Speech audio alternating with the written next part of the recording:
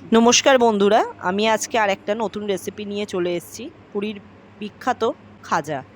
পুরী গেলে সবাই এই মিষ্টিটা কেন বাড়ি নিয়ে আসে জানেন?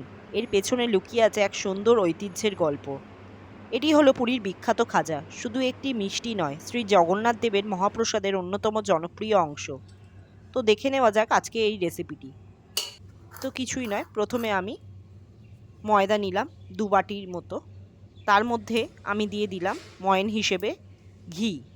আপনারা চাইলে ডালডা অথবা ঘি অথবা সাদা তেলও ময়ন হিসেবে ব্যবহার করতে পারেন। ময়নের পরিমাণটা একটু বেশি দিতে হবে, তবেই খাস্তা ভাবটা আসবে। আর আমি দিয়ে দিলাম, যেহেতু এটা আমি ভগবানের উদ্দেশ্যে দেব, সেই জন্য আমি দিয়েছি সন্দক নুন। এই সমস্ত উপকরণগুলো ভালো করে প্রথমে মিশিয়ে নিলাম। তারপরে আমি আস্তে আস্তে ময়দাটাকে ভালো করে মেখে নিলাম।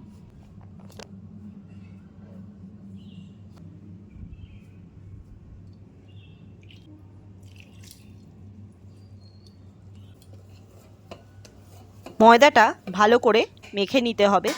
ময়দাটা যেন একটু শক্ত থাকে, নরম করবেন না। তারপরে আমি ময়দাটাকে একটু চাপা দিয়ে রেস্টে রাখলাম 5 থেকে 10 মিনিট মতো। আর অন্যদিকে আমি একটা কড়াতে একটা চিনির সিরাপ তৈরি করে নিলাম। 2 কাপ মতো চিনি নিয়েছি আর সামান্য পরিমাণে জল নিয়েছি। আর তার মধ্যে দিয়েছি 2টো এলাচ।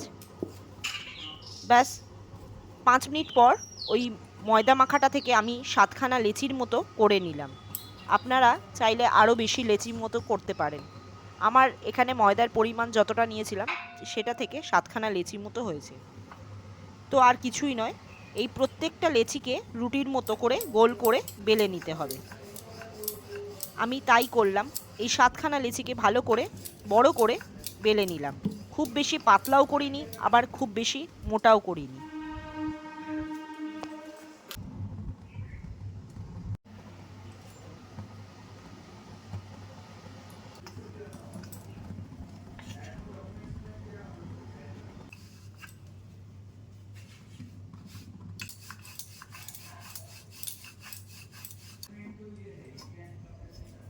এইভাবে আমি 7খানা রুটি বেলে নিলাম।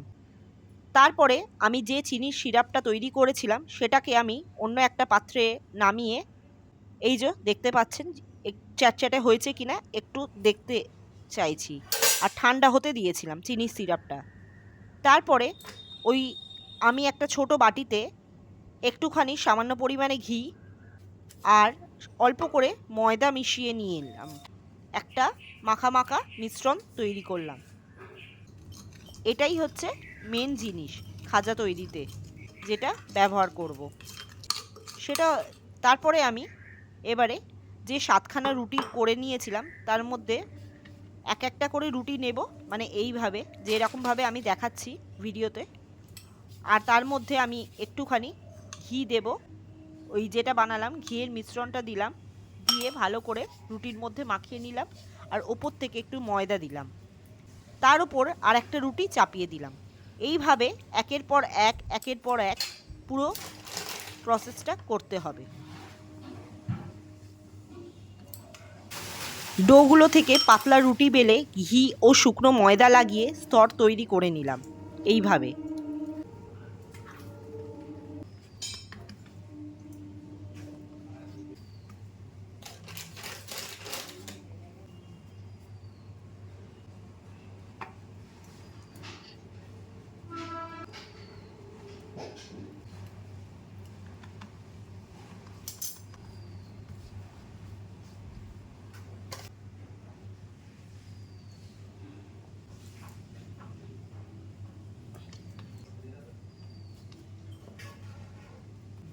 আমার এখানে 7খানা রুটি হয়েছিল। 7খানা রুটি আমি এইভাবে একের পর এক ঘি আর অল্প একটু ময়দা ছড়িয়ে একের পর একটা রুটির ওপর দিয়ে স্তর তৈরি করলাম। তারপরে রোল করে ছোট ছোট টুকরো করে কেটে নিয়ে হালকা করে বেলে নিলাম। আমি ভিডিওতে যেভাবে দেখাচ্ছি একদম ঠিক সেইভাবেই করবেন। খুবই আলতো হাতে করবেন, বেশি চাপ দেবেন না।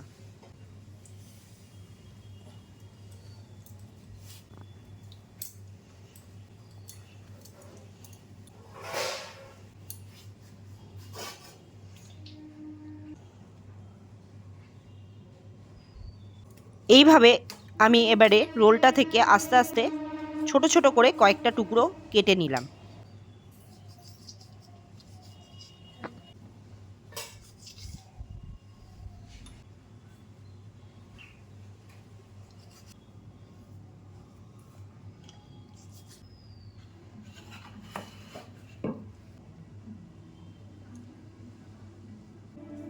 তারপর ওই কেটে রাখা টুকরোগুলো হালকা করে বেলে নিলাম। বেলে নিয়ে এবারে ভাজবো। খুবই আলতো হাতে বেলতে হবে, বেশি চাপ দেবেন না।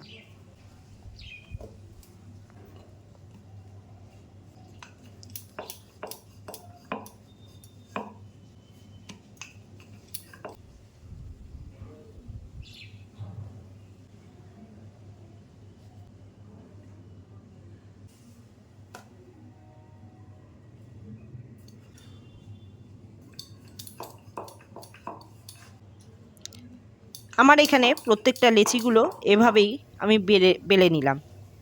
ব্যাস, তারপরে আর কিছুই নয়। এবারে মুচমুচে স্তর ও হালকা মিষ্টি স্বাদের জন্য খাজাগুলো ভালো করে গরম সাদা তেলে ভেজে নেবেন। যতক্ষণ না একটু সোনালি রং ধারণ করছে ততক্ষণ ভাজবেন। প্রথমে কম আঁচে, তারপর আঁচটা একটু জোর করতে পারেন। আপনারা চাইলে এগুলো ভাজা খাজা হিসেবেও ব্যবহার করতে পারেন। এইভাবে আমি একটা একটা করে খাজাগুলো ভেজে নিলাম। তারপরে এই ভেজে রাখা খাজাগুলো আমি দিয়ে দেব চিনি সিরাপের মধ্যে। চিনি সিরাপের মধ্যে দিয়ে আমি বেশিক্ষণ ডুবিয়ে রাখবো না, কারণ বেশিক্ষণ ডুবিয়ে রাখলেই খাজাগুলো নরম হয়ে যেতে পারে। সেই জন্য আমি চিনি সিরাপটা প্রথমেই আমি একটু ঠান্ডা করে নিয়েছিলাম। চিনি সিরাপের মধ্যে এই ভেজে রাখা খাজাগুলো এবারে ডুবিয়ে দেব। আপনারা চাইলে ভগবানকে এই ভাজা খাজাও নিবেদন করতে পারেন।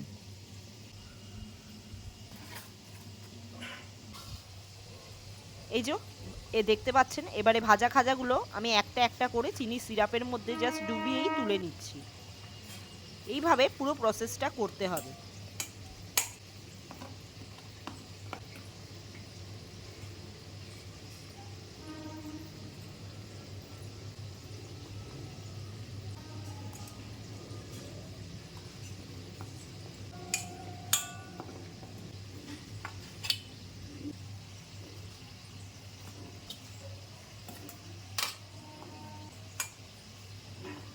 এইভাবে একে একে ভাজা খাজাগুলো গরম গরম চিনির শিরায় ডুবিয়ে তুলে নিয়ে ঠান্ডা হতে দিন।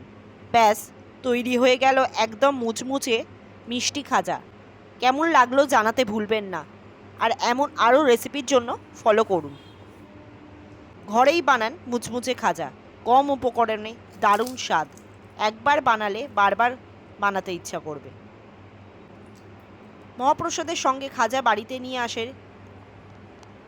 মহাপ্রসাদের সঙ্গে বছরের পর বছর ধরে খাজা বাড়িতে নিয়ে যায় অসংখ্য ভক্ত। অনেকের কাছে এটি শুধু মিষ্টি নয়, ভক্তি, আশীর্বাদ আর পুরীর স্মৃতির প্রতীক। এক টুকরো খাজায় মিশে আছে ঐতিহ্য, বিশ্বাস আর অমলিন স্বাদের গল্প। জয় জগন্নাথ। ভিডিওটা ভালো লাগলে অবশ্যই লাইক করে দেবেন।